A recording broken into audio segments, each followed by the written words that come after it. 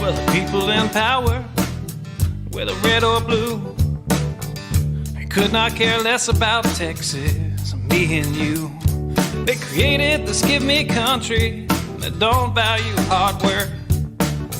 For a Texan to survive, all we need are some seeds and dirt. Texan rise, don't you hear your call? Got to save your country, for it's long gone. Texan rise, don't you hear your call?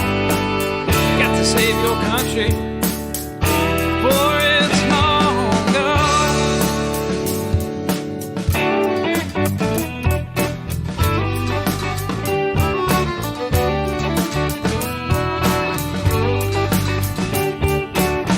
We believe in family and we value our community. Gladly lend a helping hand to a neighbor in need. And we don't believe that government should provide for all of society's needs. No, it's the pride of a Texan to give to others voluntarily. Texan rise, don't you hear your call? Gotta save your country, for it's long gone. Texan rise, don't you hear your call? Gotta save your country, for it's long gone.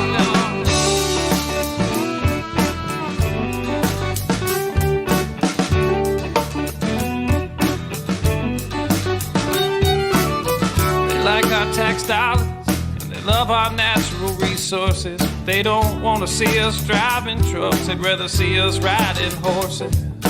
And now they want to ban our guns, you know, especially the ones that look scary. But may I remind you of the Gonzales Cannon and the Alamo heroes we buried. Texan rise, don't you hear your call? Got to save our country, for it's long gone. Texan rise, don't you hear your call? Got to save our country, for it's long gone.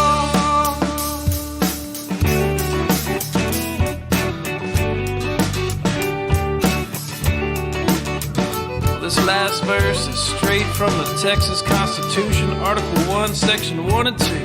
Look it up.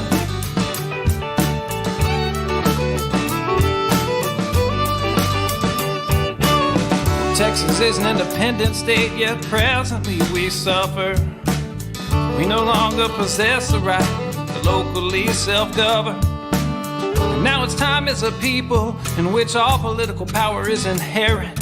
And in such manner we find expedient, we reform or abolish our government. I said, Texan rise, don't you hear your call? Got to save your country, for it's long gone. Texan rise, don't you hear your call?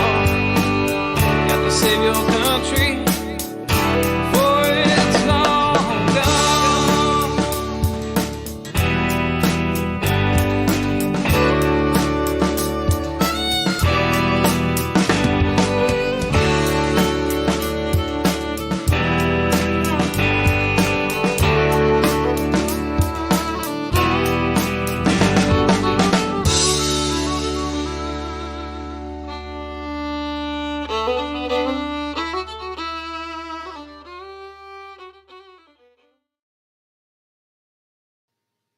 Hi, good evening, fellow Texians. It is I, Daniel Miller, and I want to welcome you to our Texas First Virtual Candidate Forum. And before I bring on the Executive Director of the TNM, Mr. Nate Smith, I want to thank you all for attending and tell you a little bit about why this came about. The TNM-PAC, the Political Action Committee of the Texas Nationalist Movement, launched our Take Texas Back campaign at the very beginning of last year and began the process of looking for candidates and looking for people that would run for office that supported the ideas and the values of putting Texas first.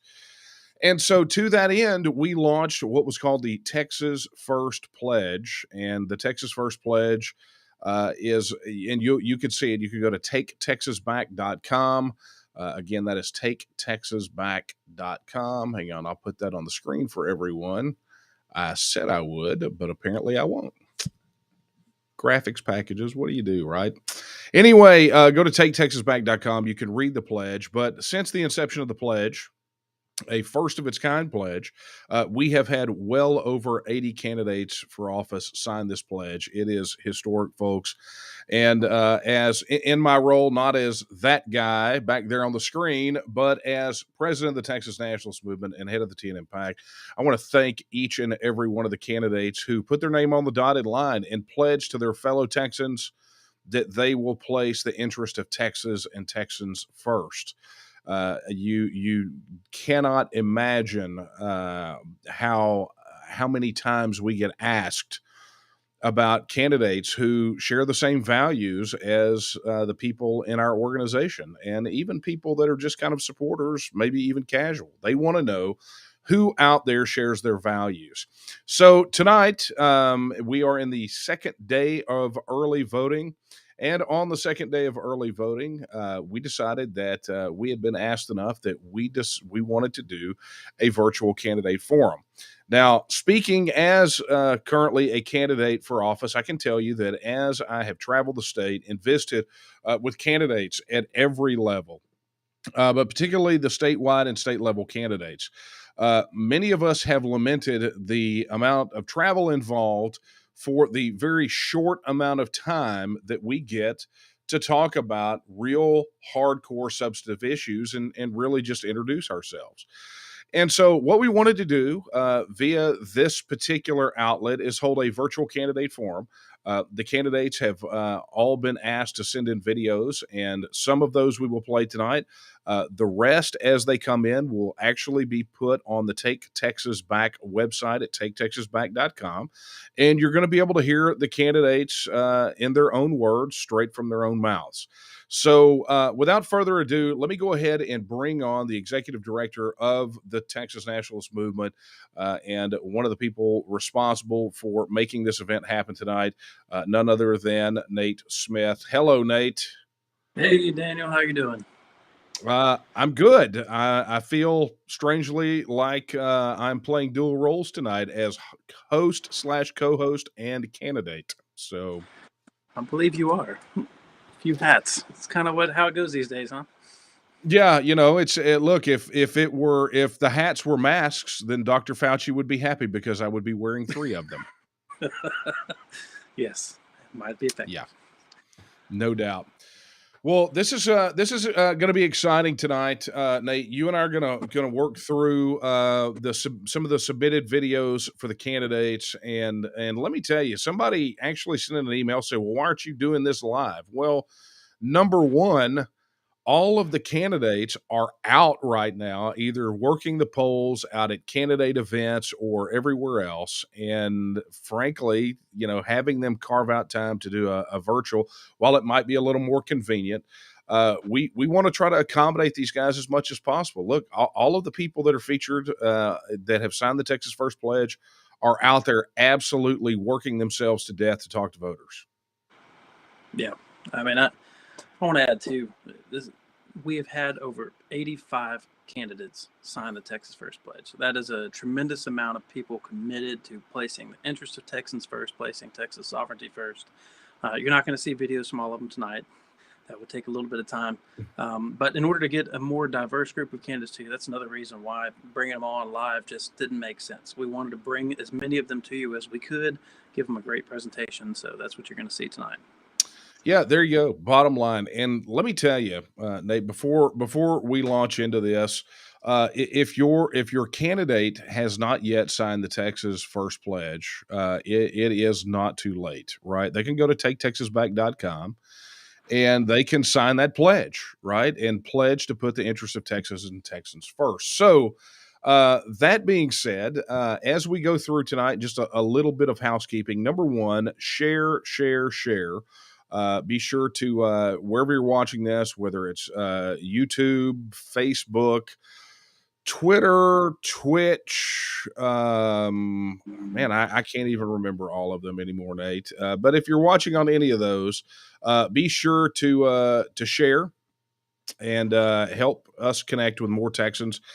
We actually engaged and promoted this in many, many ways. So there are tons and tons and tons of people on here tonight. However, we are only, if you're chatting with us, if you're commenting, we're only seeing it if you're chatting on our YouTube channel or on our Facebook page. So bear that in mind. We cannot always see it. And because these are recorded videos, these guys aren't going to be able to answer your questions, although I'm sure someone will ask. I'm here. Maybe I'll answer your question. Who knows? All right. Without further ado, Nate, let's get down to the first one. Now, the first set of offices that we're going to cover are the governor's race, right? Yes, absolutely. Right. We've had a total of 5 candidates sign the Texas First Pledge. Alan West, Don Huffines, Chad Prather, Paul Blue, and Danny Harrison. So great to see so many of those challengers to the incumbent that are willing to make that commitment where he has not done so. And I think his actions for the last 8 years might imply a little bit about where he truly stands for Texas to begin with. But we've got 2 of their videos for you tonight, so let's go ahead and get started with one of them. Okay, sounds great. We're going to go ahead and kick off with Lieutenant Colonel Alan West. Don't go anywhere.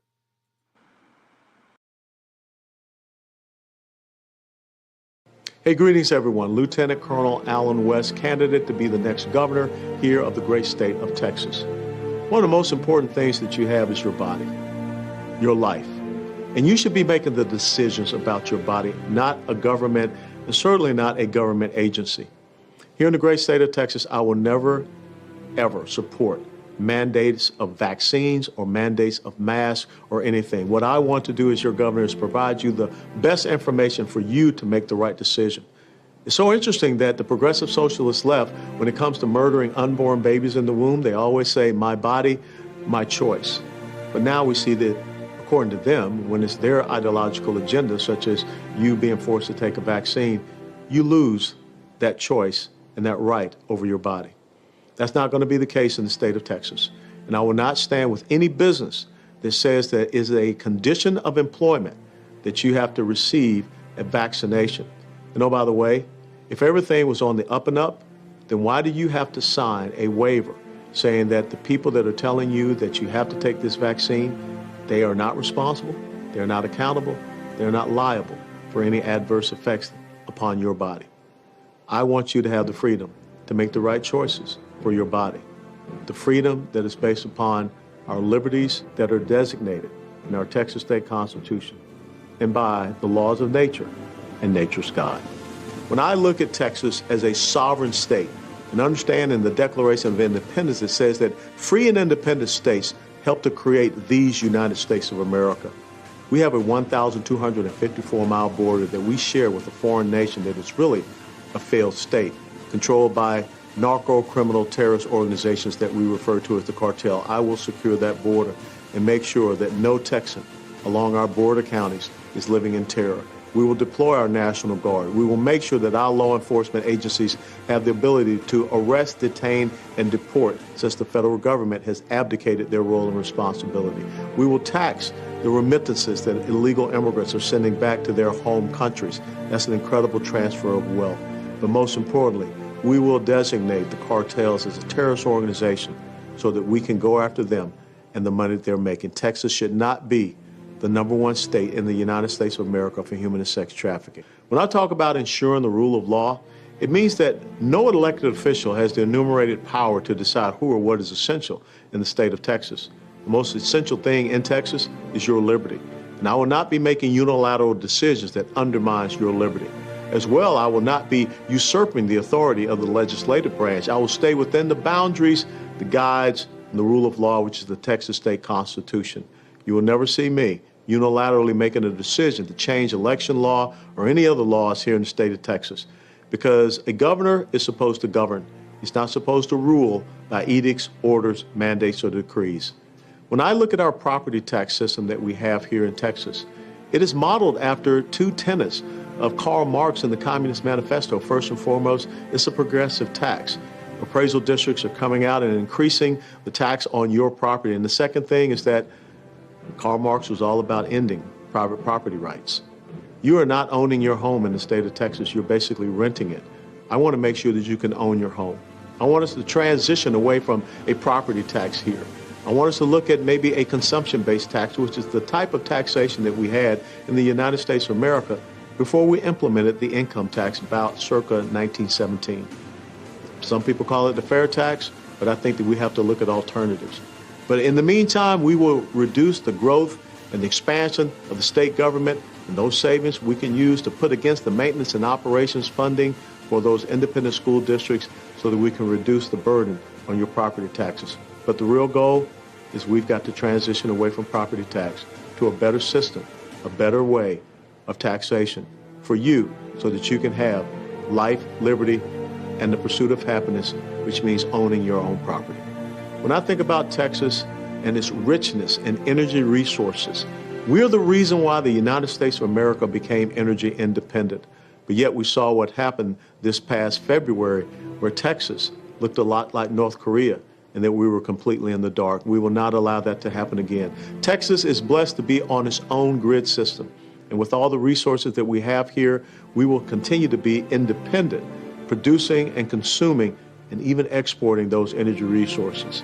I want Texas to stay strong. Our oil, our natural gas, develop new nuclear power plants, look at how we can rebuild and strengthen our coal fire plants, but most importantly, realize we're the Saudi Arabia of natural gas. We've got to capitalize upon that to make sure that Texas, and indeed America, can be energy independent.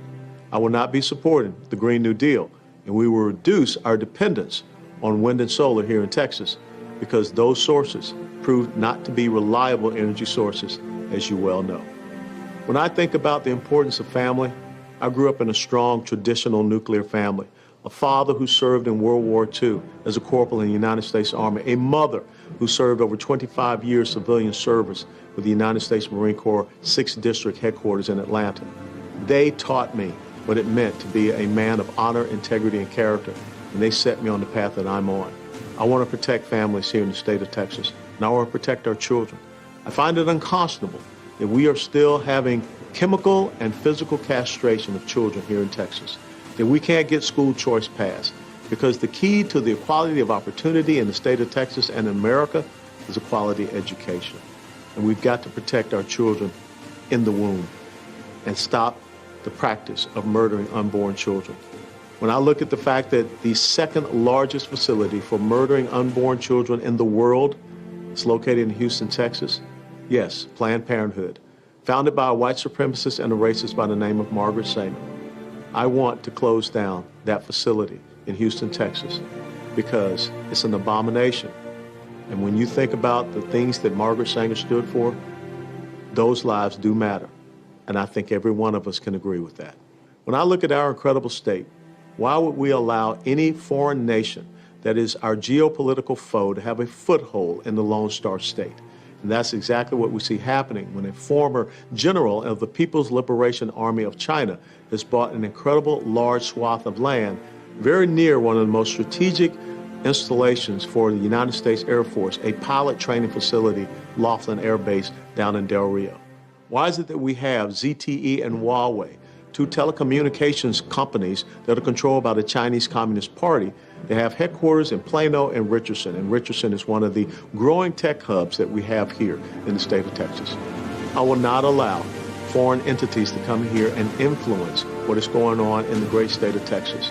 We will make sure that we keep Texas protected from those foes that we have, and make sure that a country that has caused so much pain by way of the COVID virus, they do not have influence in the state of Texas. To learn more, visit our website, west4texas.com. That's west4texas.com. And there we go. Lieutenant Colonel Allen West, candidate for Texas governor. Yeah. And as you probably saw in the video, but you can find him at west4texas.com. Next up, I believe we have a video from Chad Prather. And I just want to say that as a part of this, I'm coming to you tonight not only as representing the TNM or the Texas Nationalist Movement PAC, but also the TNM organization itself. And the organization itself endorsed all of the Texas First candidates, but we put a special emphasis out there for what we call Texian candidates. And these are the ones that got the special level because of some participation they've done, some action they took. They've been members of the TNM, or they've done strong advocacy, or they signed on to HB 1359 in this last session. So they took this very credible public action for it. And one of the things to note is that we endorsed as the TNM more than one of the governor's candidates and at this Texian level. And we've gotten a lot of questions about that and a lot of concerns.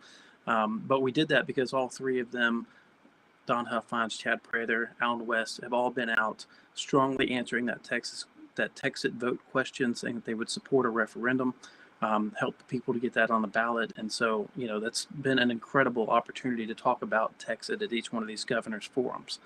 But one thing I want to note, because there's a lot of confusion around this, is people ask us, why aren't we encouraging people to rally behind one particular candidate? Why is it okay to do more than one? And I want to explain at this moment the primary process in Texas, because there's a lot of confusion around it. The way that the primary works is, in order to win the primary outright, you have to get over 50% of the vote as a single candidate. If at any point no candidate gets over 50%, then the top two vote getters go to a runoff. And so if you look at it right now, the incumbent has the biggest chance of getting the largest percentage of votes. But if you're worried about the incumbent, Governor Abbott, getting reelected, then a vote for any candidate besides Abbott takes away a vote from his 50% margin. Regardless of which one of these you choose, there's some good choices out there. And that's the reason why we've looked at multiple of them. But regardless of which one you choose, it's a vote that would potentially put the race into a runoff, and then the top one of that runoff is the opportunity to unite around the proper candidate there. So please understand that if you're choosing one of these or the other, whatever you think is best, that does not threaten the opportunity to unseat the incumbent. Yeah, that's been a fun one to answer about the primary process. And people are like, you're going to split the vote and throw it to a Democrat. It's like, no, it's not how it works. It's not how it works. Not at all, right? What you were doing in the primary is you were choosing the person that you want to go head to head with the Democrat and other parties in November. That's what you're choosing. So that's how it works.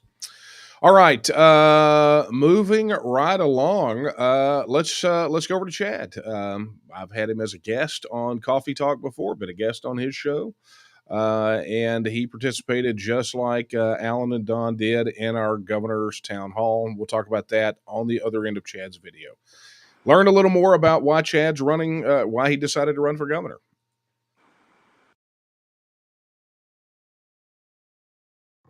Folks, my name is Chad Prather, and I'm running for governor in 2022 in the state of Texas. And I'm here to tell you something you don't want to hear. Texas is not the Texas that most Texans think it is anymore. Texas has long been thought of as a red, conservative state that holds small government values. But unfortunately, Texas has become quite blue. And those who call themselves Republicans in Texas politics, by and large, have done nothing to solidify or protect our conservative legacy and foundation. And that includes this current governor, a career politician who's consistently usurped power and made unilateral and even dictatorial decisions that have affected the lives of all Texans. He's grown a government in Austin that is completely out of control. He's been referred to as the most powerful governor in Texas history, and our representatives pander to his every whim.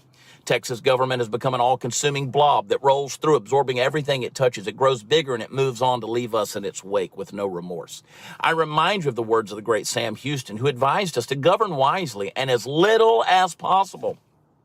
The overreach of today's Texas government is ignoring that sage wisdom and is a living reminder of how far we've fallen from Sam Houston's counsel.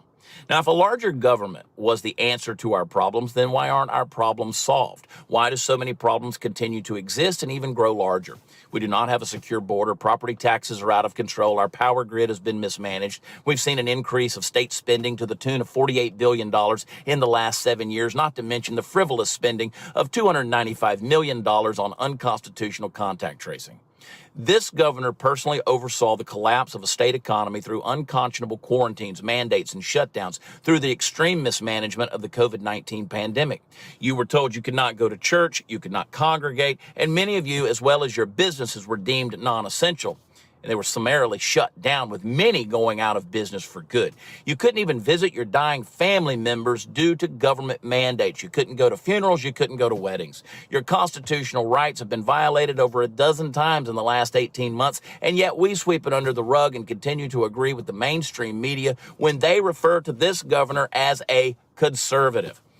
Folks, we've been fooled. We've been duped. And in the name of safety, we've sat back as our liberties have been trampled on and stolen. I'm here to remind you that the Constitution was not written to keep you safe, and it was not written to keep you healthy. The Constitution was written to keep you free. As I said, my name is Chad Prather. I'm running as a true conservative Republican to primary this governor in the upcoming 2022 gubernatorial election, and I want to ask for your help in making Texas, Texas again.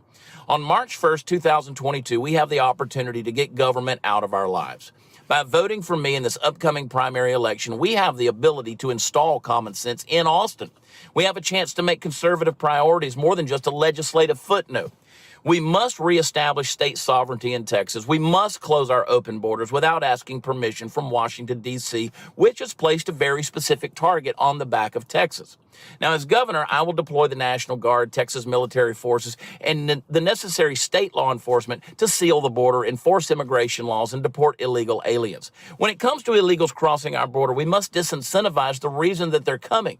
Then we must be sure to detect and deter, detain, deport, and at all costs defend our southern Texas border.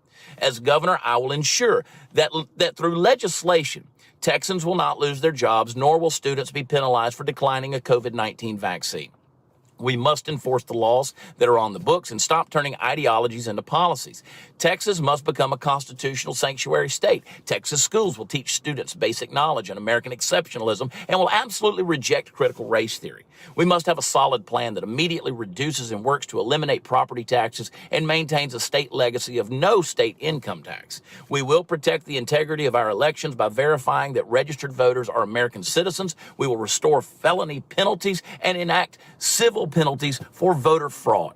We must know that when we flip the switch, our power is going to come on, and we must rest assured that the elected representatives we send to Austin are there to work for you and for your priorities.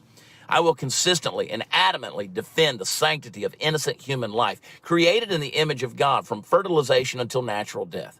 As governor, I will advocate to see that the Texit bill actually has its proper place on the voter's ballot, and in so doing, remind the federal government that America needs Texas far more than Texas needs America. This reminder is how we will leverage Texas' power to put our country back on track. Now, as governor, I will stop the tyranny, censorship, and misinformation campaigns against conservatives that has been carried out by big media and big tech for far too long. I will not be bought out by special interests, Silicon Valley, foreign entities, or multinational corporations. And folks, the days of taxpayer-funded lobbyists is over. We will no longer apologize for the things that have made Texas great, independent, and wealthy, such as our legacy of farming and ranching, as well as our great oil and gas industry, which has made Texas a global leader. In 1773, a few of our founding fathers went out into Boston Harbor and began to spill tea into those dark, cold waters. It was a message to King George that his tyranny was overreaching and too much. They knew they were being represented by someone that did not value their lives, much less they didn't want him controlling their future. It's time for the great people of Texas to rise up and send a message to Travis County. It's time for us to have an Austin Tea Party. Let's make the message crystal clear that tyranny will not be tolerated in Texas. Join me. Add your name as one of those who's no longer willing to sit idly by while Texas is diminished and our greatness is stolen. Make Texas, Texas again. Visit Prather2022.com. My name is Chad Prather. Vote for me March 1st, 2022 in the primary race for Texas governor. May God bless you and may God bless Texas. Well. All right. And that was Chad. Yep. Find him at Prather2022.com. Prather2022.com.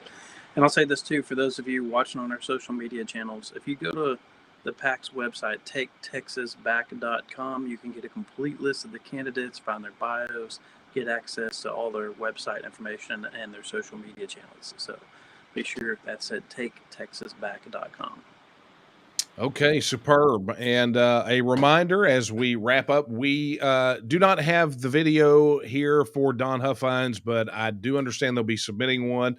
But look, I would urge any of you to go to the TNM's YouTube channel, excuse me, and look at the virtual candidate forum that we had. We had a virtual forum with all three of them. With drill downs on some pretty important questions that all centered around what eventually became the Texas First Pledge.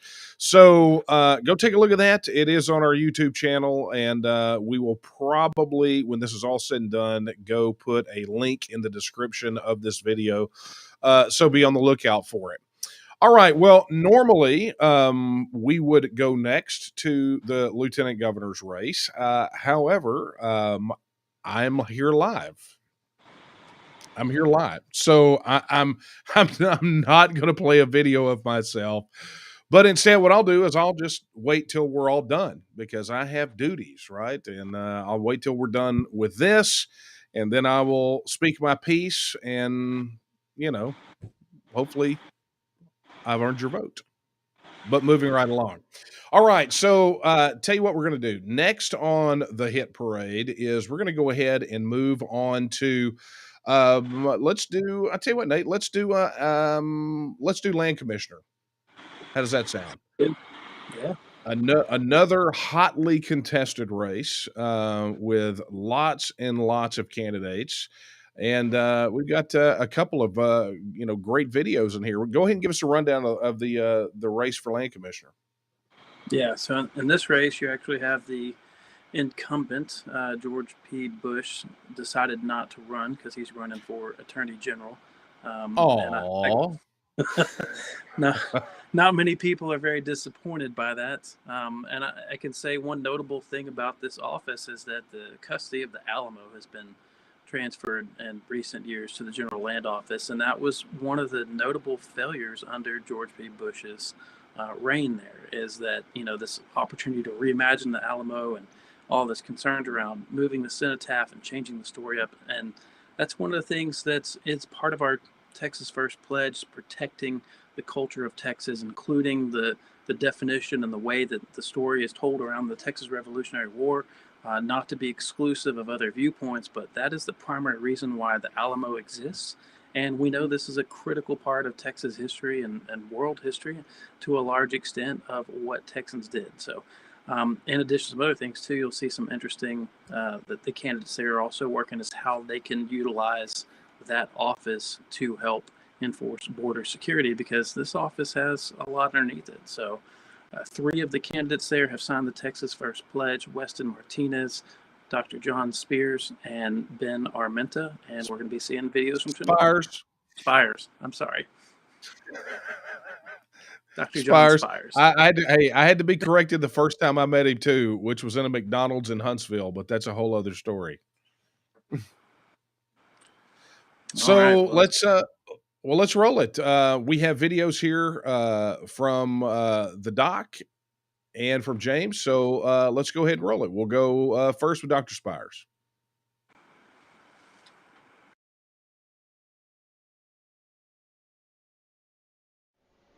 Hi, everyone. It is good to be with you, even if it is just virtually. It's a real honor. I'm John Spires. I'm running to be your Texas Land Commissioner. Many of you already know me, but let me share a bit of my story that you may have never heard.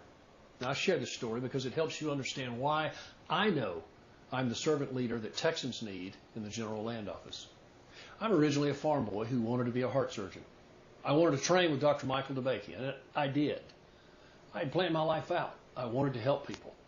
I went to Duke University on a scholarship, played a little bit of football, got a good education, and worked to pay for medical school. After that, I trained in general and trauma surgery. I joined the United States Army Reserve as a medical student. I was called up for the first Gulf War during my surgery residency. And that war was over before I did much more than pack and unpack my gear, but I'm very proud of my service. I'm really proud of the research that I did in treating traumatic injuries that I know helped our soldiers. I finished my general surgery residency and headed to the Texas Medical Center to become a heart surgeon. The very first lesson I learned was that Texans know they can do anything. I have never forgotten that spirit. Working in the DeBakey Heart program was exciting and humbling, and let me tell you this, that was a long way from the back of the tractor where I started. My dream had come true. I never thought I would do anything else, but God had other plans for me. I was in practice on the coast of Mississippi when Hurricane Katrina devastated my community. One of my hospitals was wiped from the face of the earth. I spent the next year caring for folks in the hospital, but also practicing frontier medicine in parking lots and at shopping centers. I logged months and months manning a chainsaw and driving a bobcat, clearing debris and cutting a forest of trees from my community. I still keep that chainsaw as a reminder of that time. After all of this, I had to have some surgery myself. A friend, a fellow surgeon, operated on me, and I had a terrible complication that almost cost me my left arm. It left my left hand unable to do the delicate work of surgery. I was devastated. I hit rock bottom. In the blink of an eye, my life had changed dramatically. Now, what would you do? I imagine every one of you would do exactly what I did. You'd pick yourself up, dust yourself off, and you'd start over. I enrolled in law school. I became an attorney. I began helping people in another way. I fought against government overreach, and I've helped folks build dreams. I've joined entrepreneurs working to bring critical, essential industry back to Texas so we are never dependent on foreign powers to supply our basic needs. I've fought against government meddling in healthcare, and I became frustrated and disgusted when the American Medical Association and other organizations claiming to advocate for folks like you and me sold out to the Affordable Care Act.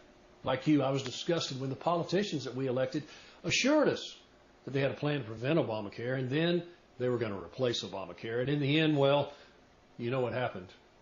They did nothing. Through all of this, I found myself more and more active in politics. And that's just the first part of my journey.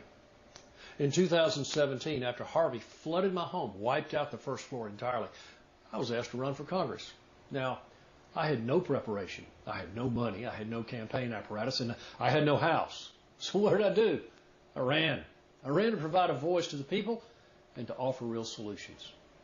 Since then, as part of my law practice and as part of my work with the Republican Party, I've seen how politicians in D.C. and, let's be honest, in Austin, forget the people who put them there.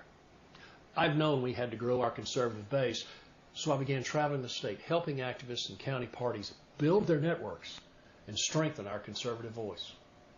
Now, while I was working a lot, I was listening even more. I heard people all around the state say the same things. We need folks who are not politicians to run for office. We need folks who won't fail to deliver on the simplest of requests from the grassroots, and then make the shallow promise that if elected just one more time, they'd finally get the job done. We need folks to run for office who are not just trying to climb the ladder to an even higher office. I was asked to run for land commissioner by grassroots activists just like you. I'm humbled, but I'm answering the call. I'm here to serve.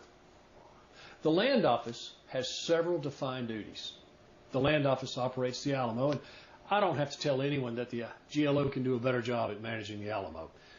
We're not going to be reimagining any of Texas's history. The land office works with the State Board of Education to manage the permanent school fund. We have 13 million acres that are devoted to the permanent school fund. 13 million acres is 8 times the size of the entire state of Delaware. Every day we'll work to generate excellent returns on these lands while protecting them for the future.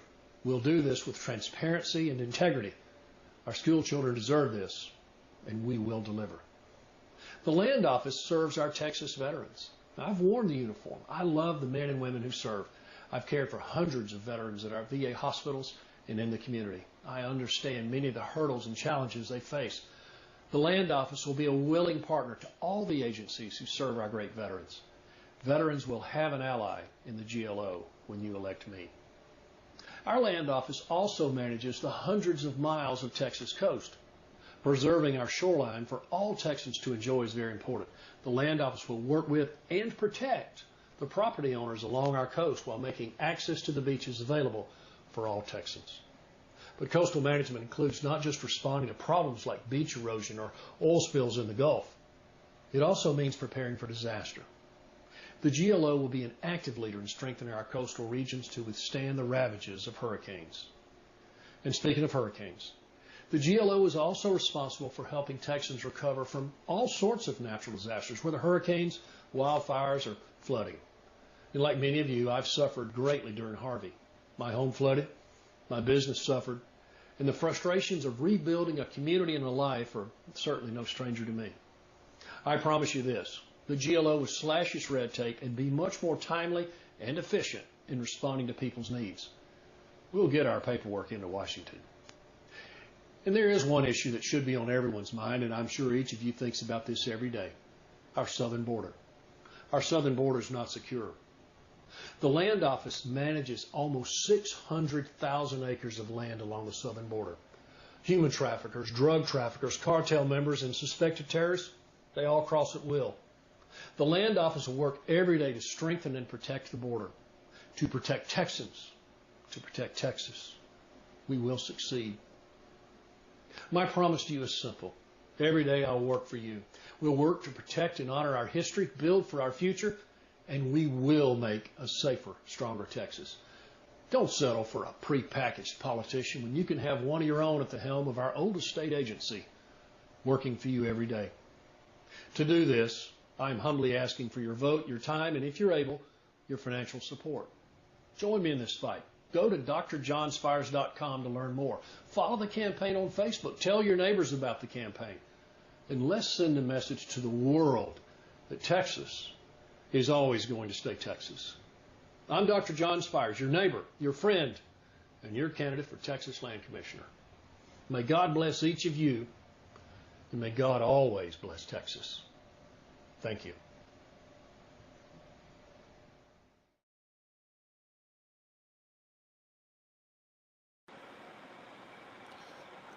Two things right out of the gate. Number one, if I'd have heard that at an event, I would have stood up and clapped quite loudly. And number two, I didn't recognize the doc without his trademark cowboy hat. Yeah, a little different in the video. Absolutely. So go ahead and tell everyone, how can they connect up with Dr. Spires? Yep, you can. His website is drjohnspires.com, and be mindful of the spelling. It's drjohnspires.com. All right, there we go. And of course, you can find a link to all of these candidates at taketexasback.com. All right, let's look. Let's go, and we will watch Weston talk about the GLO and his campaign for land commissioner.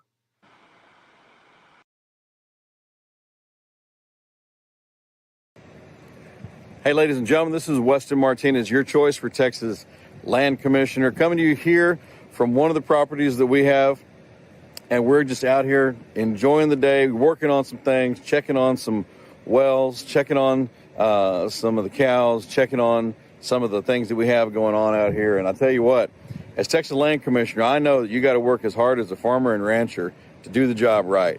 And as Texas Land Commissioner, I'm very thankful that I am the one that is blessed with the political, business, farming, ranching, oil and gas, real estate, land development background necessary to do this job on day one. I've even got 5 kids in public school and was previously a private school board president. You know, when we look at taking care of those issues and addressing the complexities that come with, you know, mineral rights, you know, pipeline crossings, ground leases, all the things that come across it. On top of that, being able to take care of and respect our veterans that are in our veterans nursing homes and making sure that we actually are doing the job to protect Texas. No one in the history of running for Texas Land Commissioner has ever made it an issue about securing our border through this office of the Land Commission office. I'm the first one that has done that. Everybody else has copied me, and I'm glad they have and agreed that that is a good, appropriate thing that we can do. Even the current commissioner, George P. Bush, has issued a press release saying that he too would secure the border. And I'm very thankful for all of your support across Texas as we move through into the campaign. The field is now set. We have a great team that's supporting us, a great group of conservative leaders across the state of Texas and also across the United States of America. So get ready for the most exciting race this Texas primary, and that is the office of the Texas Land Commissioner. I'm Weston Martinez. God bless you. Visit our website, westonfortexas.com, and I approve this message. Hi, I'm Weston Martinez, conservative leader running to be your next Texas Land Commissioner. You know, as a native to the home of the Alamo, Texas independence runs deep in my veins, and I can see the threats we face from across the river and overseas. As Texas Land Commissioner, I will fulfill all of the technical duties of this job that I am uniquely qualified for, while making Texas and its citizens as independent as possible. Remember the Alamo. Remember, vote Weston. All right, folks, and there was Weston Martinez. So great video. And thanks for the messages, guys, both to Dr. Spires and to Weston. They have been tremendous friends to the TNM, to the organization, and have definitely gone out there and made their platforms Texas first platforms. Absolutely. Yeah, it's great to hear those things like support for Texas independence in campaign advertisement videos. So, and as we mentioned as well, Ben Armenta is also a Texas First candidate for this. Was unable to submit a video in the time frame we had, but I saw someone mention in chat as well that they had encouraged him to sign. So thank you for that. Absolutely. And a reminder, look, for those candidates that do not have videos tonight, it's still open. They can submit their videos, and we're going to put them all on the website at taketexasback.com. A reminder before we move over to Ag Commissioner, if you are watching this on any of our channels, be sure to share, comment, like, do all the cool things, because that helps us know that we're reaching, and I can't tell you how many thousands upon thousands upon thousands of direct invitations we sent to. And this will go down probably as the most watched virtual event that we have done. And probably from a virtual standpoint, one of the largest candidate forums held in this election cycle. So thank you for your participation. It means a lot to us that we're able to provide these things to you and that you're engaged. Okay, Nate, let's move on to Agriculture Commissioner. Tell us a little bit about that race. All right. Agricultural race. We also have 3 candidates that have signed the Texas First Pledge. So we've got Kerry Council, James White, and the incumbent Sid Miller that signed. Got videos from 2 of those tonight. The agricultural office is another one that kind of goes overlooked by a lot of people, but Texas agricultural, not surprisingly, is the largest in the United States. We're number 1 at a whole lot of things, and agricultural is certainly one of them. This department has a lot of influence. Some of you know the brand Go Texan that talks about products that are grown and made right here in Texas and have Texas components to them that were made with Texas on Texas soil. So very, very important. That's one of the brands underneath this office. Everything from regulating weights and measures to make sure you get all of the gasoline that you purchased every gallon and things like that. So choose wisely. We got some great candidates for you to pick from. Absolutely. And a reminder, if you missed it just then when Nate said it, that the incumbent, Sid Miller, actually signed the Texas First Pledge. He is I think, perhaps the first statewide candidate to sign the pledge. So that's statewide incumbent. I mean, when you've got an incumbent, a current statewide official signing off on the pledge, that makes big news. That is, unless you're the political establishment media that knows if they give oxygen to this fire, it'll get out of control. So just throwing that out there, just a little aside, if that's okay. All right, so let's start off and tell you what we'll do. We'll start with Kerry Council. He is a gentleman that I have got to know quite well out there on the campaign trail. I respect him tremendously, and he, much like James, is out there just running an amazing campaign. So here we go, guys. Let me introduce you to the Kerry Council that I know.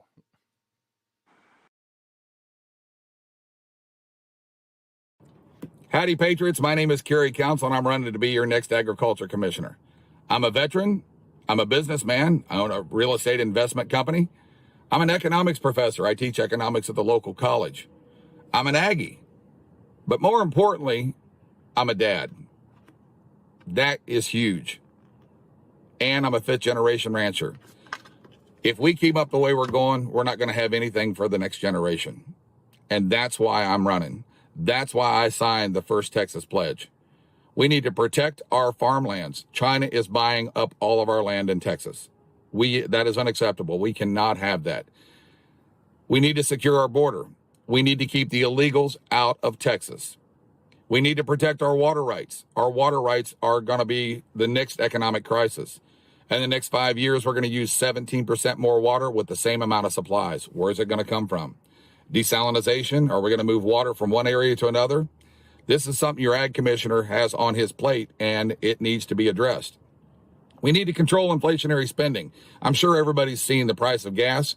Price of gas has gone up almost 50% in the last year. The price of your food at the grocery store, that's gone up 25%. There's some issues that we can do to just curb this inflation. I'm an economist. One of the things that I can address is this economic inflation. There's co-op programs out there that farmers can manage their crops, manage their commodities, and take some of the middleman profit out of that. If elected, when elected, one of the things that I will do is I will honor my Texas pledge. I will see that Texas and the rights of Texas will be put to a referendum. That's my promise to you. Thank you for your time. Carry Council Across Texas. Carry a Council on Facebook. Please follow me. I'm asking for your vote. Carry Council for Texas Ag Commissioner. Thank you.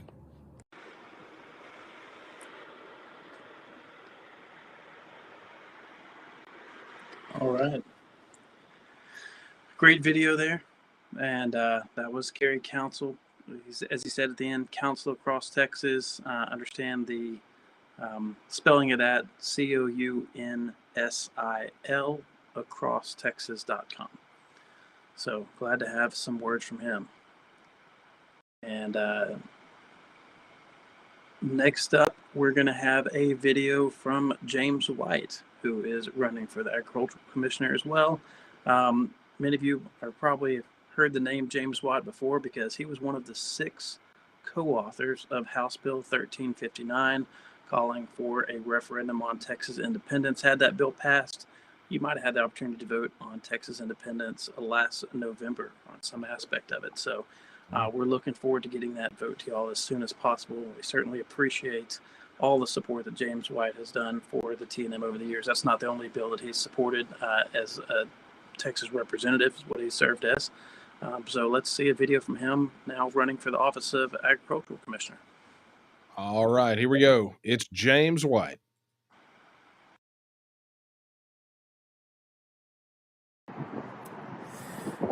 How you doing, my fellow Texians? My name is Texas State Representative James White, and I am campaigning to be your next Texas Commissioner of Agriculture. And let me stress that. Texas State Representative who serves in the Texas Legislature and the Texas House to be your next Texas Commissioner of Agriculture. Texas first, Texas always. As your next Texas Commissioner of Agriculture, I will be a proven conservative that you can trust to protect and secure this great Texas industry called agriculture. It contributes roughly $115 billion to our Texas economy. So therefore, on my first day, Texas first, protecting Texas agriculture first and foremost, I will gather around all stakeholders from the Texas Department of Emergency Management, the Texas Legislature, and all the Texas industry groups. And we will ensure, whether it's man-made or natural, that Texas will be able to respond, to protect, and secure any disaster, any threat to Texas agriculture. Also, first day, we will ensure that we will start the process to ensure that there are no state regulations that are inhibiting or undermining the prosperity and freedom of Texas agriculture. And we will also look at all federal regulations. We will ensure that, one, where there's a federal regulation that provides us the discretion, we will exercise that discretion to the fullest extent, to the extent that we will not comply with the federal legislation unless there is a compelling issue regarding health and safety of our fellow Texans. Those federal regulations that undermine the prosperity of Texas, undermine the freedom of our Texas farmers and ranchers, we will work with our Texas delegation, the Texas Attorney General, and the Texas Congressional Delegation to ensure that Texas opts out and does not impose those unconstitutional constraints on Texas.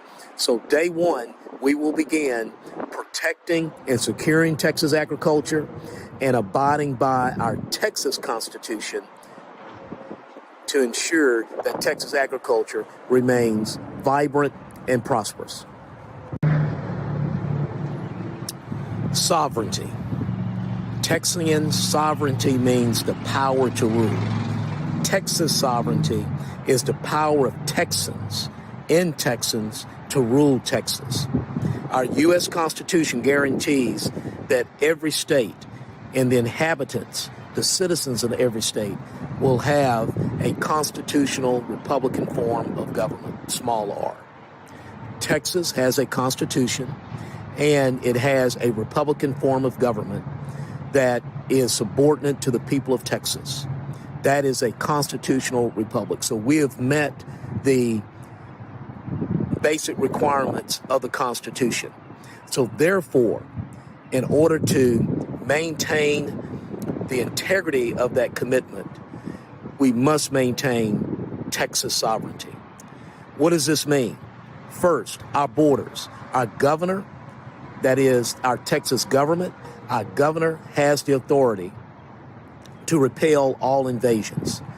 South Texas farmers and ranchers are under siege from transnational narco gangs. Regardless of what the federal government does or does not do, I will continue working with our legislature and governor to ensure that we repel this invasion. This session, the most previous session, I was successful in working with the governor and the lieutenant governor and increasing our border security funding threefold to $3 billion from $800 million. Also, I joint authored legislation increasing election integrity in our elections. As your next Commissioner of Agriculture, Texas Commissioner of Agriculture, I will continue working to restore Texas sovereignty. That means I will push back against any attempt of the federal government to try to confiscate any more land in Texas. That's land or water.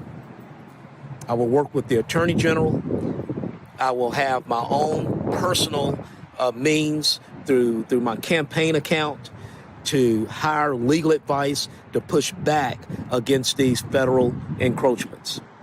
Also, I will work to restore Texas' role, Texas' primacy over Texas agriculture. Historically, nationally, the federal government has taken more and more control of agriculture throughout this country. I will work with the congressional delegation and the Texas Attorney General, the Texas legislature, to ensure that we are regaining control of Texas agriculture. Without agriculture, we have no country. Without borders, we have no country. And without elections, we have nothing. So sovereignty, we will work to ensure that Texas regains its sovereignty over Texas agriculture. All right. There was James White, state rep currently, but not running again. Instead, he is running for agriculture commissioner. Nate, why don't you tell everyone where they can connect up with James and his campaign? You can find him at James White for Texas, and the 4 is not the number, it's spelled out FOR, jameswhite4texas.com. Yeah, and that's important. When you hear people talking about their domain names for their campaigns, and you hear four, make sure you differentiate because some are number four and some are FOR. So be sure you make that differentiation. All right. So there we go. We've got Kerry Council, we've got James White, and again, those videos will be posted at taketexasback.com, and we get one from Sid. It'll go up as well since he is a signator on the Texas First Pledge. Nate, before we move on, let me go ahead and just remind everyone you can find out more about our efforts to take Texas back, and specifically the Texas First Pledge and candidates who have signed it by going to the website at taketexasback.com. And while you're at it, while you're watching this, be sure to share the link. Whether you're watching on social media, on YouTube, wherever it is, be sure to share, get as many eyeballs on it as possible. And it doesn't even necessarily mean that they have to be watching it live with you, although that's pretty fun because we're watching the chat and I'm watching some pretty lively discussions over there. But, the replays are just as important too, as we found out during the governor's virtual town hall that we had back in November. So there we go. All right. Hey, we're getting down ballot a bit, and I do believe that next up on the list, we're going to have a video from one of the candidates for railroad commissioner. Which, just a note for those of you that are brand new to this, the Railroad Commission has absolutely nothing to do with railroads. Welcome to Texas. Absolutely. Yeah, we've got two of those candidates that have signed the Texas First Pledge. The video we're going to see is from Dwayne Tipton, sorry. And we also have one from Tom Slocum, who was unable to submit the video in time for this presentation. So we're excited to get those to you. And the Railroad Commission in Texas is actually in charge of energy and energy production, oil and gas drilling, things like that. It's a very, very important office, and I guess kind of a next to Agricultural Commission, but as you'll find, they carry a lot of weight. I believe they also run the permanent school fund because of all the oil and gas and natural mineral rights royalties.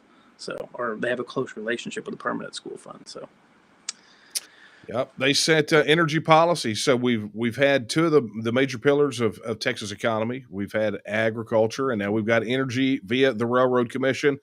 And so we present to you a candidate for Texas Railroad Commission, Mr. Dwayne Tipton.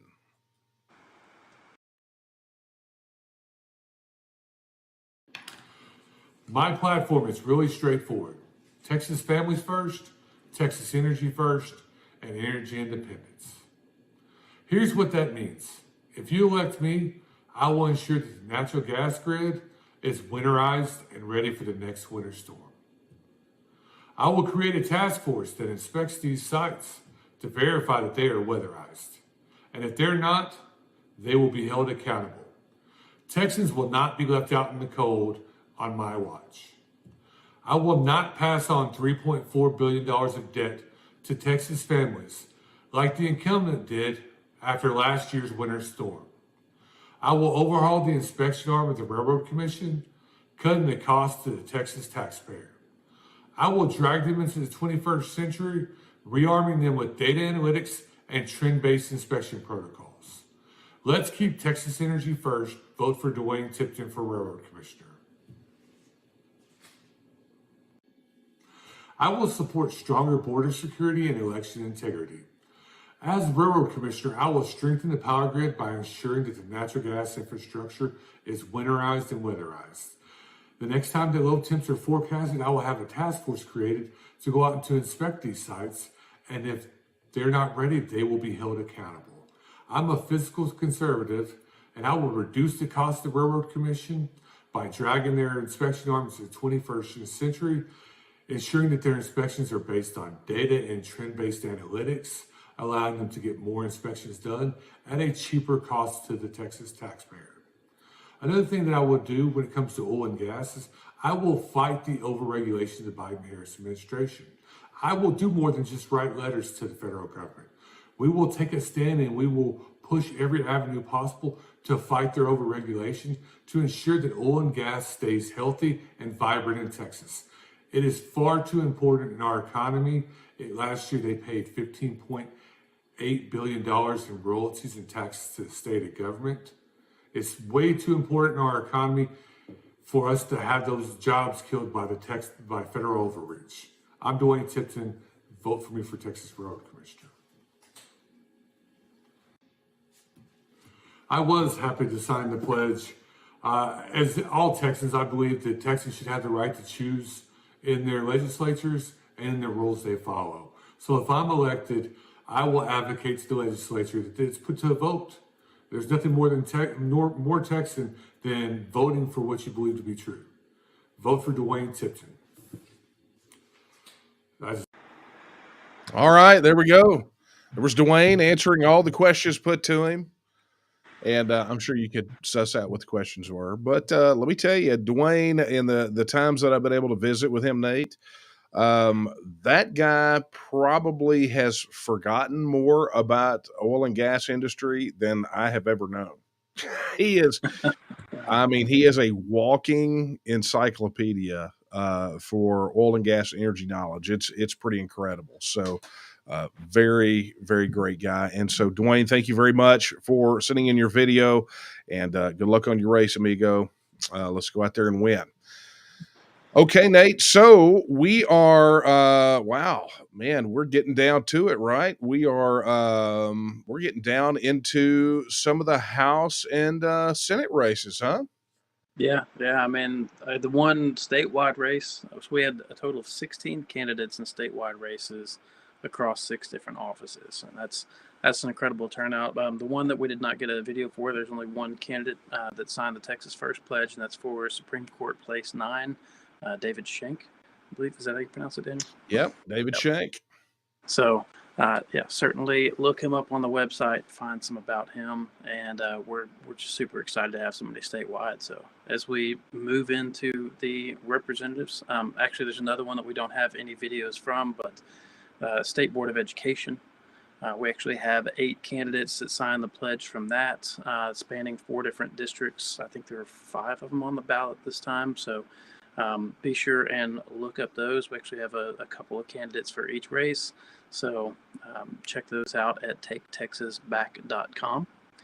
And moving on to the state representatives, we've had 21 state representatives candidates sign the Texas First Pledge across 19 different districts. And, that's not a small number. That's 12.5% of the districts being represented in the Texas state legislature. And that's far more. If we can get these elected that are taking this pledge and this promise to put Texans first, I think that means that a bill like HB 1359 would have more than 6 co-authors, like we were very proud to get last time. It's going to be a whole different session next year in 2023. Absolutely. Well, I tell you what, let's just take it away. Let's go to right out of the gate. Let's do Charles Turner. All right.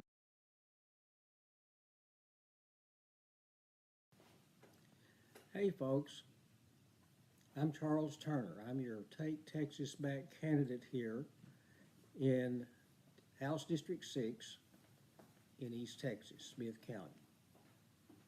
I was born and raised in Wiley, Texas, a little farming community up at northeast of Dallas. Went to school there, graduated in 1964, went to Texas Tech. Graduated from Texas Tech in 1968 with a bachelor's degree in secondary education and started a career as a public school teacher. Uncle Sam had some other ideas for me, so I had to take out a couple of years, served in the United States Army as an artilleryman. When I got out of the service, I went to Johnson City, Texas, and taught there. In 1979, I moved the wife, 2 daughters, cat, and a milk cow to Bullard, Texas. Took a job teaching at Robert E. Lee High School in Tyler, Texas, and taught there until I retired in 2001. At that time, I took a position in the transportation department as a bus driver and working with student management, and I've been in that position ever since. In 2008, Barack Obama was elected President of the United States. At that time, I got involved in an organization called the Tea Party Movement. Worked with that for several years, and we were able to accomplish some of our objectives, which was to get a majority in the House of Representatives, which was accomplished in 2010. Unfortunately, when we elected those conservatives, they got to the Congress, and we were told they couldn't do anything because they were only 1/2 of 1/3 of the government. That's exactly what they did, nothing. In 2012, the Supreme Court came down with a ruling on Obamacare, and after they had changed the basis on which it had been argued, they ruled it constitutional. At that time, I came to the realization that the Supreme Court would not protect our rights as citizens of this country. And at that point, I joined with the Texas nationalist movement, having met Mr. Daniel Miller during the course of the Tea Party movement.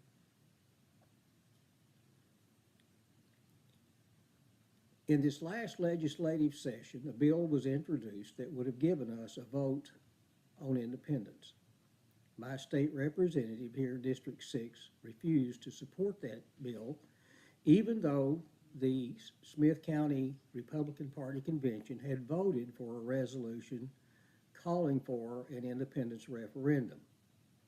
In other words, my representative told us that we could just pound sand. And that was the time that I decided that I should get in the race and give the voters in District 6 an option.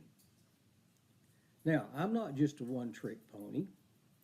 Yes, I want to see a bill introduced to give Texans a vote on independence, but I also want to see legislation passed that will severely limit the governor's authority during a disaster. I think the Texas Disaster Act of 1975 should be amended so that the governor cannot violate Article 1 of the Texas Constitution, that's our Bill of Rights. I believe the property tax should be eliminated. I believe that we should protect our young lady athletes at the college level, not just in high school. I believe that the practice of gender modification, of castrating, of neutering young children in the transgender industry in Texas should be abolished. There are quite a few things that this legislature left undone. And I'm anxious to get to Austin to start working with other legislators to try to clean up some of the mess they left down there. I'm your Take Texas Back candidate, and I believe that we have come to a point where it is time to stand. I'm asking you to stand with me. Thank you. I love me some Charles Turner. I make no bones about it. What a phenomenal guy. Oh yeah, yeah. It's great to see him there. I noticed he was wearing his member pin as well, proudly for the TNM. Of course, so was Daniel. Yep, same one, the eye pin. Where's yours, Nate? I lost it back to mine. That's why it's not on my jacket right now. But thanks for calling me out. You started it. But no, it's great to hear from Charles. It's great to hear him talking about that, what we mentioned before. I mean, of course, this, for those of you who know, Take Texas Back is the program supporting candidates by the Texas Nationalist Movement Political Action Committee, which is an entity controlled by the Texas Nationalist Movement Incorporated. And because I know we've got some folks on here, because we put the word out all over to Texas voters to come join us on this forum. So if you are not familiar with the Texas Nationalist Movement and who we are and what we do, I just want to take a second to go over our mission statement. We work to secure and protect the political, cultural, and economic independence of Texas. So as you'll hear these candidates talking about that on all these different fronts. Obviously, one of the most important things to us, and we love to hear candidates talk about it, and it's a feature in the Texas First Pledge, is getting and winning a referendum on Texas becoming its own nation again. But it goes far more than that. These cultural, economic protections, all of these things you hear in there, because we've got to make sure that Texas, it protects its sovereignty. We put Texas first in each and every one of these areas. Getting one or two of them does not get the job done. We're still vulnerable. So thank you, Charles, for that. And yes, Daniel's putting up the address there for texitnow.org. So if you want to find out more about what that means for Texas to be independent, for a few of you, that may be the first time you're hearing about the opportunity for Texas to be an independent nation again. And there's a ton of questions that usually come about that as you begin to approach and process that question. Texitnow.org has tons of answers to go with those questions. So go there and search about that and learn all about Texas. Okay, super. Well, moving right along, we're gonna give you guys a candidate down from the Houston area named Deanna Robertson. Buckle your seatbelt, boys and girls. She is a Spitfire.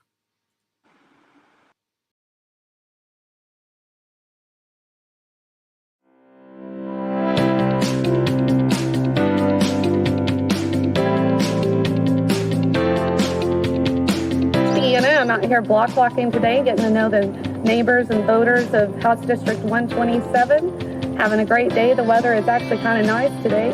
Enjoying meeting you all. Thank you very much.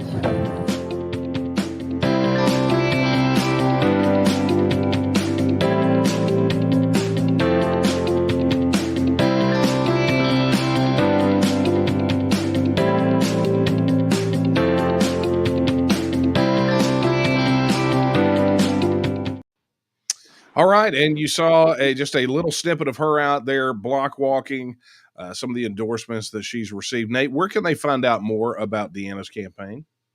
You can go to robertson4hd127.com. That is the word for FOR.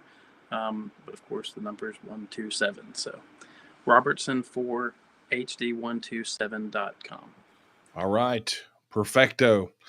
Okay, moving right along, we guys are going to give you someone that if you've watched our live broadcast before, you may remember the special broadcast we did with a state guardsman named Andy Hopper, who blew the whistle on the anti-extremism training nonsense that was being promulgated to our troops.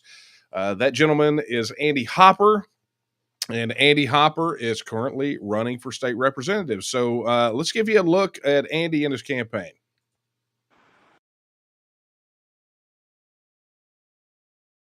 Texas is unique. Unlike every other state, ours entered this union as a treaty between two equal nations, the United States and the Republic of Texas. Our flag flies at the same level as the Stars and Stripes because, like the brave souls of 76 who rescued our colonies from Great Britain, our Texian patriots earned their independence in 1836. Our Capitol Rotunda stands upon the seal that reads the words, Republic of Texas. And our Constitution begins with the words that all political power is inherent in the people, and all free governments are established on their authority and for their benefit. Washington, D.C. is neither operating upon our authority or for our benefit. In less than a year, nearly 2 million illegals have streamed across our border. And when the federal government should have stopped this invasion, they have in every way facilitated this invasion by moving these illegals to the hearts of our cities. At the same time, thousands of Texans are losing their job due to medical mandates forced by an overreaching federal government. Our rights in Texas are slipping away. At a time that we needed our elected representatives to stand up and fight, at our very hour of need, our Texas legislators have abandoned their posts. After 4 sessions, we have yet to address the systemic issues surrounding a near-complete grid failure.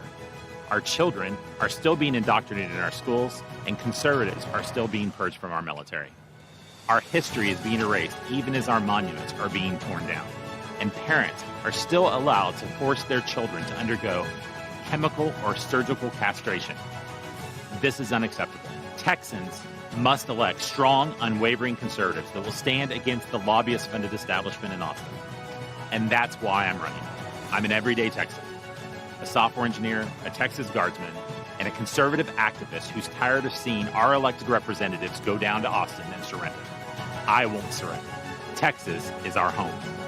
It is not just our right, it is our duty to stand for the principles of those who died at the Alamo, those who were massacred at Goliad, to stand for Texas, our Texas. Stand with me.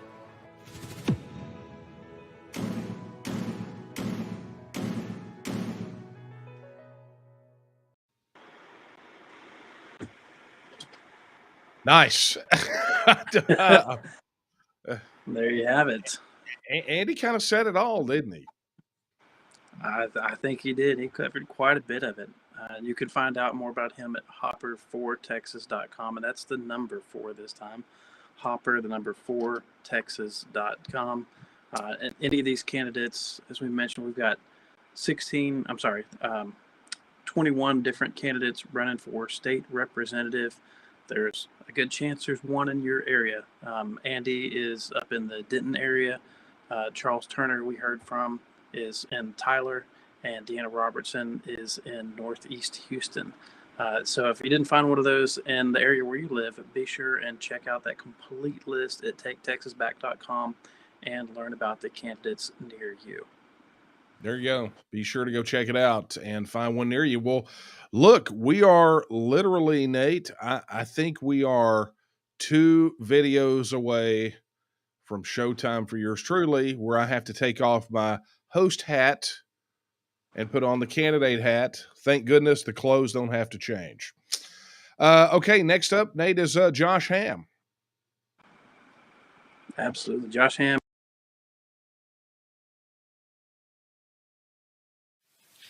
Howdy. My name is Joshua Hamm. I graduated from Hearn High School, live here in the county. 9/11 happened my senior year, so I went and joined the Army, went overseas, went to Korea, Iraq, got wounded in Afghanistan, came back home. I'm a blue-collar guy. I worked here locally, worked for Frac Tech in the oil field, worked for Mustang Caterpillar as a diesel mechanic. I've been trucking. I'm just a regular guy that's fed up because for some reason I keep getting told that we just had the most conservative legislative session we ever had, and my children were forced to put on masks. Our businesses were closed or reduced in how much they could get in. That is not what I call good conservative leadership. The only way this changes is when we start holding people accountable and getting fresh blood in there to actually represent us. I went all over the world and came back here to raise my family. I love it here. But I got to be honest, I don't think that having the same people who created the problem try to fix the problem makes a lot of sense. A big part of the reason why we sat there and elected Donald Trump is because we wanted somebody from outside to come in and start breaking things so that we could have more freedom and sovereignty for the individual. And I just find it incredible to somehow believe that the concepts, the ideas that got us where we are today, where your children and mine are less free today than we were as children, is somehow going to change things. No, you're going to need to actually begin to get different ideologies in place that actually place the citizen of paramount importance. All right, there you have Joshua Hamm. Yeah, that was an excerpt from a candidate forum where that was Josh's opening, and I got to tell you, I'm pretty sure that after he said that, the moderator yelled "shots fired," but I can't be sure because we don't have the rest of that clip. So, yeah, well, you can find out more about him from joshuahamm.com. That's Hamm with 2 M's. And Josh is coming to us from District 12, which is that district in the, basically, I don't know if I'd call it Central Texas, but the middle of the Texaplex. Isn't it great that Texas is so big? We have a triangle of cities that we had to come up with our own term with our own name in it. So that's the Bryan College Station area. Be sure and check out more about Joshua Hamm. Absolutely. All right. Well, we are down to our final video of the night. And that is out there from Senate District 31, And that's going to be Stormy Bradley, who's running for state senate. And let me tell you guys something. I'll tell you a little story before I run her video. I participated in a candidate forum in Amarillo. It was a virtual forum where they had everyone stacked up, literally from governor down to dog catcher. And the state senate race for SD 31 was right before mine. And they asked a question about COVID lockdowns and forced vaccinations. Out of every candidate, Stormy Bradley was the only candidate for SD 31 that gave a Texas first, pro Texas answer. Period. While the rest of them hemmed and hawed and tried to navigate around and thinking about, well, what are people going to think? Stormy laid down the gospel. So kudos to you, Stormy, for giving such a phenomenal smackdown to all of the lily-liveredness out of your competitors. And look, that's a good video setup, right? So I'm just going to go ahead and play the video now.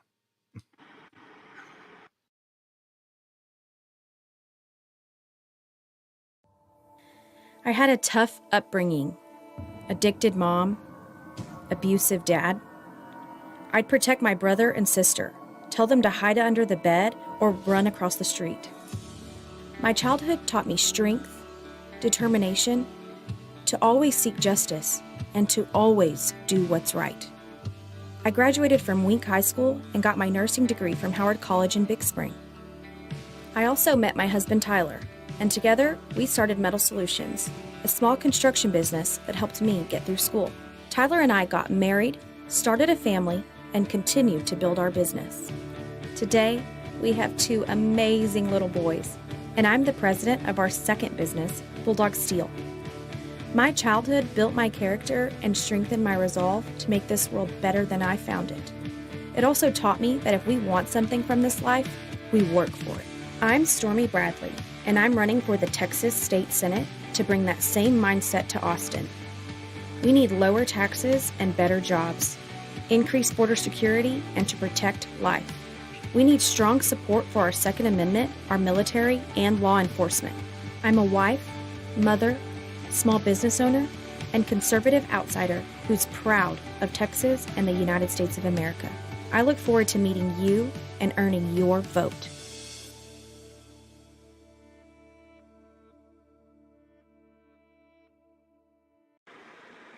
Okay, boom, Stormy Bradley.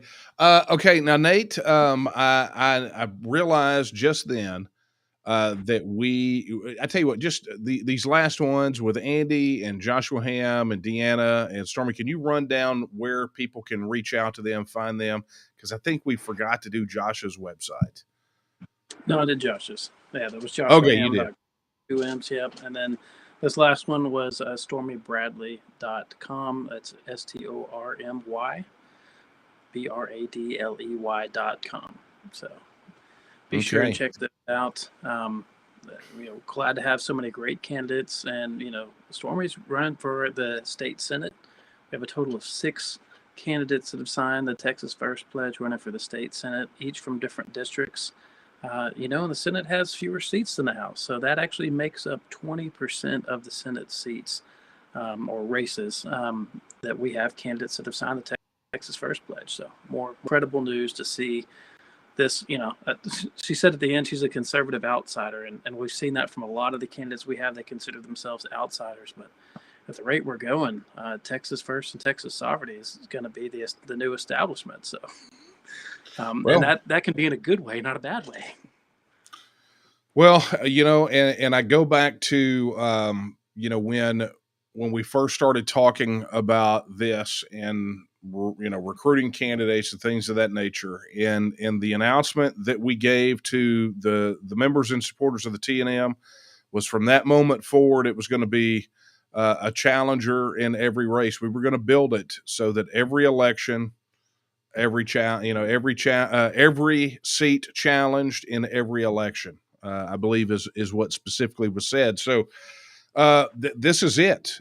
We are, I got to tell you, we're off to a banging start. So much so that the media has freaked out, and they don't want to talk about it. Although they called and asked for interviews about it, they don't want to print it because they see what's happening here. And obviously, what's happening here is the people are rising up to take their government back, to break the back of the political establishment. One common thread that I heard all throughout every one of these was everyday Texans like you and I hearing the call, seeing that Texas needed help, and rising to answer that call, and stepping up to do things that they wouldn't otherwise have done. And I got to tell you, it will be so refreshing to have Texans like us in positions of government that are not these political establishment types. But we know, Nate, we know what that takes, right? Absolutely. Article 1, Section 2. All political power is inherent in the people. And yeah, I was just thinking back through all 4 of those videos. Not one of those people were a lawyer, which is very typical among the establishment politicians. They've all served in this legal capacity. You've got from small business owner to currently a bus driver to, these are your everyday Texans, ones that didn't want to run for office, like you, Daniel, not on your game plan to run for office, but you got the call. And they got the call. We reached out to the ones that watched this video. This is conversations with the Take Texas Back program that they signed up for, and we said, we need you to run for office. I know this isn't your thing. I know you're not I don't know if any of them have run for office before. We certainly have some that are on our slate, but with a lot of these representatives that we got to sign up and support, it's their first time, and that's an incredible step. That is exactly how Article 1, Section 2 gets honored in all political power being inherent in the people. Especially these legislative positions, they're supposed to be representatives. There's a reason they only meet once every 2 years for a regular session. There's a reason they're not paid a salary. There's a reason they have to have a full-time job in Texas, and that's because it is supposed to be accessible to everyday Texans to be a representative for their fellow Texans, not make a political lifestyle a career in Texas. So, Bottom line. All right. Well, look, that brings us to the end of the videos, which means I guess it's time for the thing that I was supposed to do because I didn't send in a video. So let me slip into candidate mode real quick because I could just sit here and you know how I am, visit with our people all day long. I mean, I love visiting with our people. But for those of you who don't know me, my name is Daniel Miller. I'm a 6th-generation Texan. I'm a husband, a father, a technology consultant. And in 2005, I founded an organization that called the Texas Nationalist Movement. In fact, the organization that is hosting this tonight, which since then started in a room with a handful of people and grew to become the largest political advocacy organization in Texas, outside of the 2 major political parties. I have written 2 books, one of which is called Texit, Why and How Texas Will Leave the Union. It is a 4-time bestseller, and it has been just a phenomenal ride watching what that thing has done. But that was not just what it took to write that book. It was really the culmination of 25 years of a love affair with Texas. With a love affair with the belief that Texas could do better than it is doing right now. A love affair with Article 1, Section 1 of the Texas Constitution, which says that all political power is inherent in the people. Excuse me. Article 1, Section 2 says that. Article 1, Section 1 says that Texas is a free and independent state. See, this is what happens, right? I was literally just talking about Article 1, Section 2, but Article 1, Section 1 starts off with the words that Texas is a free and independent state. And that is in our Constitution right now. And it seems for so long that so many, especially those in the political class in Austin, Texas, have forgotten those key words, that Texas is a free and independent state. But additionally, what they have forgotten is what I said a moment ago, which is Article 1, Section 2, that all political power is inherent in the people. And so on August 24th, 1996, I crossed what I refer to as that proverbial line in the sand. That moment where going from my humble upbringings in Northeast Texas and, political engagement on all things federal to understanding and realizing that the hope to secure freedom in our lifetime was independence. Those words in Article 1, Section 1. So from that day to this, I have devoted my entire life to seeing Texas as a free and independent state, free, independent, and self-governing in every way, or until the grave digger pats me in the face with a shovel. And in that journey, I have become intimately acquainted with not just what makes Texas great and not just how Texas could be greater, but how the greatest obstacles that we have to achieving freedom and independence in Texas lie not from an enemy outside of our gates, but from an enemy inside our own living rooms, our own capital, right? It has become abundantly clear that Texas has a leadership problem. When it comes to issues like respecting Article 1, Section 2 of the Texas Constitution in the Texas Bill of Rights, and giving the people of Texas a vote on whether Texas should reassert its status as an independent nation, or whether it's something as fundamental and common sense as securing the border and treating it like the invasion that it is, or whether it's something as easy a moral choice as eliminating property tax so that we can stop kicking people out of their homes and we can return private property back to the people of Texas. You see, we have a significant leadership problem here in Texas, because if we didn't, I wouldn't have to run. If we didn't have a leadership problem here, our border would be secure. Our property taxes would be zero because they would be non-existent, because property taxes are immoral. And Texans would have long ago gone to the polls and answered the question on whether or not Texas should reassert its status as an independent nation. We wouldn't have to debate and wring our hands over whether or not people should be able to give sex change operations to their children. We wouldn't have to do so many things, but yet here we are. And tonight, during this entire presentation, you heard key issues related to the sovereignty, the safety, the protection, the strength of Texas. You heard these things, not just from candidates at the governor's level or now the lieutenant governor's level, but from candidates for things like the agriculture commissioner, right? Or the railroad commissioner, or the land commissioner, and virtually every single one of the legislative candidates. You heard the same themes. All throughout, you heard the same themes.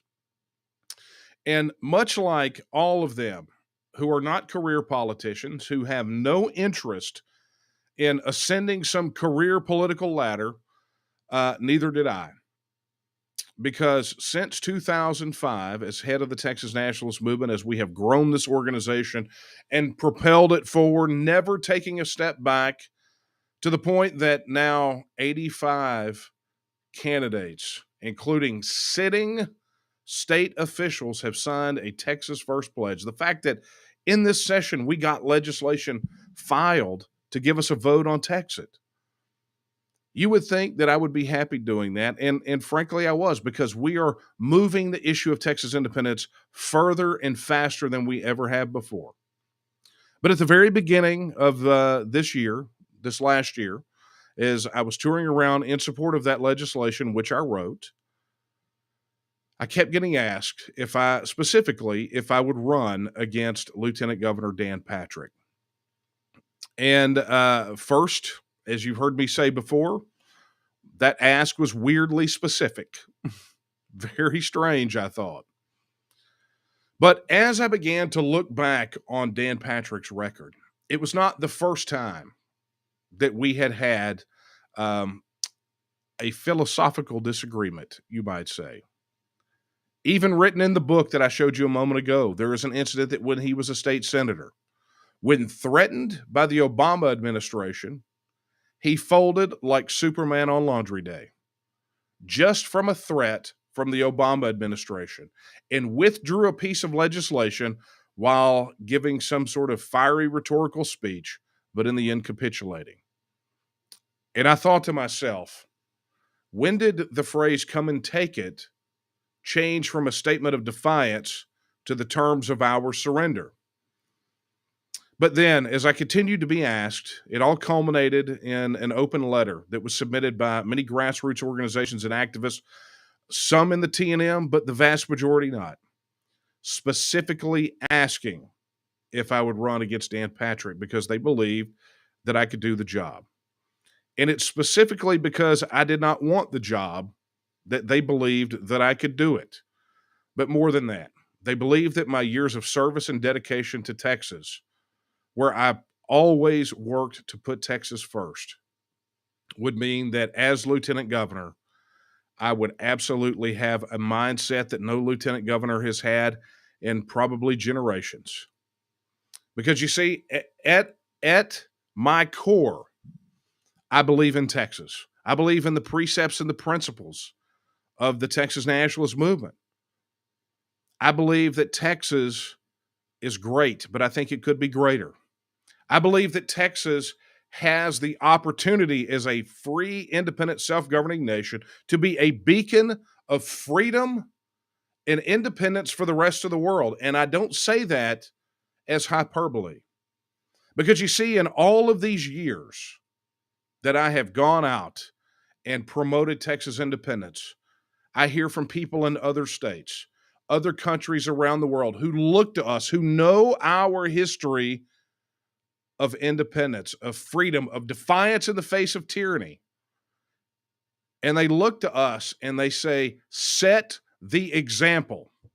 And so when you hear establishment politicians say, I believe that Texas should lead but not leave, understand that the leadership that Texans are looking for and that the rest of the world is looking for is for Texas to stand for principle, even if it means standing as a self-governing independent nation. And so at the end of last year, I announced that I would be running for lieutenant governor, and run I have.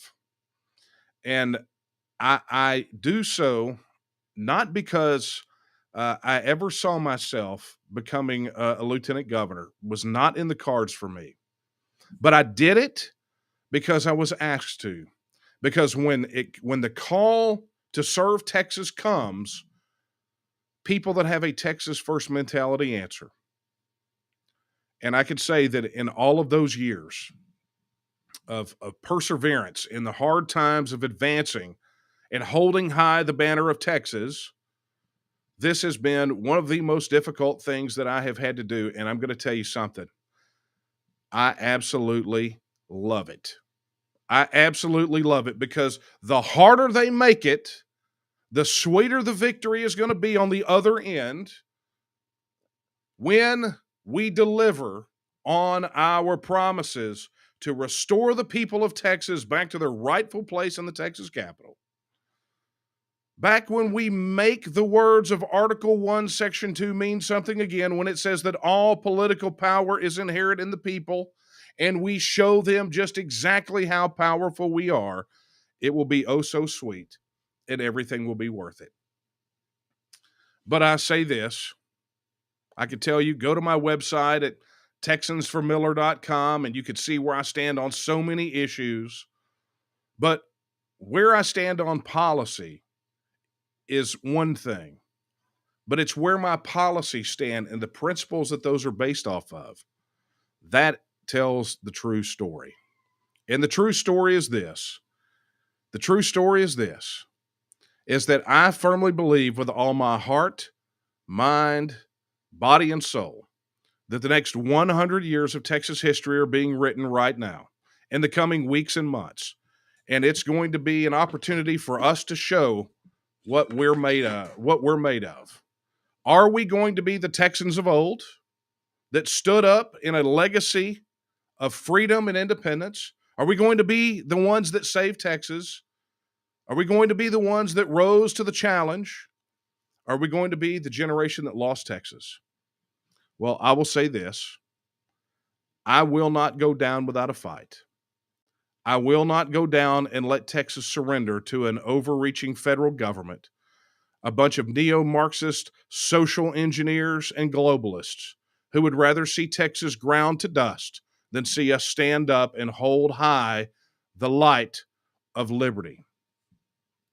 So I present myself to you. I thank you to every one of you that so far has supported our campaign. I thank you to every one of you who have talked to a friend, who have talked to your family members, who have printed up your own literature, who have gotten signs, who have volunteered, and especially on the second day of early voting, to those of you who have already cast your vote. Your vote is precious to me, as it should be to you. And so for you to entrust me with your vote and your confidence, I will not let you down. I will not fail, and I will not betray your vote or your trust. Because in the end, it's important for us to understand that we are Texans, and together we are going to live up to those words of Article 1, Section 2. And we are about to show the political establishment and the powers that be just exactly how powerful we are. Again, you can find out more information about our campaign at TexansForMiller.com or DanielOMiller.com. And we're all over social media. But please, consider me for your vote for Lieutenant Governor. And when you vote, bring a friend. Bring 2 friends, bring 10 friends, but all make sure they're alive, because you're voting in the Republican primary, not the Democrat primary, right? All of your friends must be alive and registered to vote that you bring to the polls. But that said, do everything you can to spread the word, because at the end of the day, the victory in this election rests solely on all of us. It's not something I could do alone, but together we can do it. So with that, Mr. Smith. Thank you very much, Daniel. That concludes my candidate statement with a cameo by a house cat. Oh, I saw that. Didn't want to be What left do you out. do, right? What do you do? You know, everybody needs their 2 seconds of fame, right? Well, yeah. I mean, this one's really bucking for some model dollars. He's not getting an appearance fee. It doesn't matter how he negotiates. Okay, so that's our wrap up for tonight, Nate. Yeah, thank you everybody for tuning into this, whether you're joining with us right now live or whether watching the replay. We're so excited to bring this slate of candidates to Texas to choose. We've got just under 2 weeks of voting. Actually, 2 weeks from today is the actual election on March the 1st, but you can go out and early vote right now if you want to get those in. Make sure you check every race that you vote for. Each race that you vote for counts. Choose the right candidate. Don't choose a familiar name. But I'm probably preaching to the choir if you're watching this presentation. So thank you all so much for that. You can find out more about each one of these candidates and all of the 85 plus candidates who signed the Texas First Pledge at taketexasback.com. And that's exactly what we're setting out to do, to take Texas back from the political establishment. We had some phenomenal videos, lots of good things. You're seeing your interests as Texans put first, your sovereignty, your security, and most importantly, your liberty is what is being put first by many of these candidates. And that they were all required to commit to that as a part of this Texas First Pledge. I know it's scary voting because you've probably been burned before like I have and voted for someone that didn't do what they said they were going to do once they got into office. But let me tell you this, the more firm of a commitment you can have to them, we as the TNM are going to do everything in our power to hold these people accountable to the promises, to the commitment, to the pledge that they made to you with this Texas First Pledge. And we need your help too. So if you want to go to tnm.me and volunteer, we certainly could use your help volunteering, because This process does not end. The primary election is one step. The runoff election is going to be another step, and November is another step. But let me tell you this, if you got excited tonight hearing from these folks and you're thinking maybe I should be running for office, right there at taketexasback.com, there's still a candidate interest form. This doesn't stop with this election cycle. This continues on. So if you're interested in being a candidate, go ahead and fill that out. We need more candidates for the 2024 election, or if you're one of the more local elections that might occur in between then. So go ahead and get that signed up. But work with us. Plan on working with us, so not throughout just the election process. Once you cast your vote in November, this isn't done. Then we have the legislative session that we need to hold our representatives accountable, and you're going to see a huge presence from the Texas Nationalist Movement holding the officials accountable to their Texas First pledge that they made. We'd be glad to have you there with us, working to make sure that they honor their commitment. Okay.